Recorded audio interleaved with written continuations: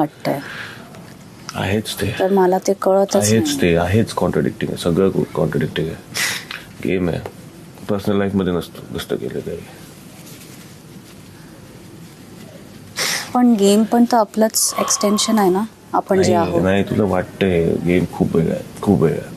Big boss Marathi season 6 Rakesh झाला भावुक कारण की त्याने प्राजक्ताला केला आहे नॉमिनेट. राकेश प्राजक्ताकडे येऊन तिला सॉरी बोलतो. जेव्हा प्राजक्ता त्याला कारण विचारते की तू मला का नॉमिनेट केलं, तुझे मुद्दे दुसऱ्यांबरोबर आहेत पण तुला मी का वीक वाटते, तेव्हा तो म्हणतो की तुझा काही गेम प्लॅन दिसत नाहीये मला आणि बाकीचे जे लोक आहेत ते माझं कॉम्पिटिशन. मला असं वाटतं तू मला आवडते, तुझं नेचर मला आवडतं, पण तू गेम मध्ये खूप वीक आहेस, तू कुठे दिसत नाहीयेस. तू त्या टोळी बरोबर जाऊन बसते आणि मी तुला आधी पण बोललो होतं की त्या टोळीतून बाहेर ये, त्या टोळी बरोबर बसू नको, पण तरीही तू तिकडे जाऊन बसली आहेस. आणि हेच सगळं व्यक्त करताना राकेश खूप जास्त भावुक झाला. तो खूप रडला प्राजक्ताच्या इकडे आणि प्राजक्ताला सॉरी सुद्धा म्हणला आणि तिला कम्प्लिटली गेम समजवला आणि तिला समजूत घातली की का त्यांनी तिला नॉमिनेट केलं. आता बघायचं आहे की हे जे काही राकेशने प्राजक्ताला समजवलं आहे किंवा सांगितलं आहे त्याच्यावरती प्राजक्ताचा किती भरोसा बसतोय हे बघण्यासाठी तुम्हाला पुढचे एपिसोड्स आणि टेलीचक्कर रिजनल्सला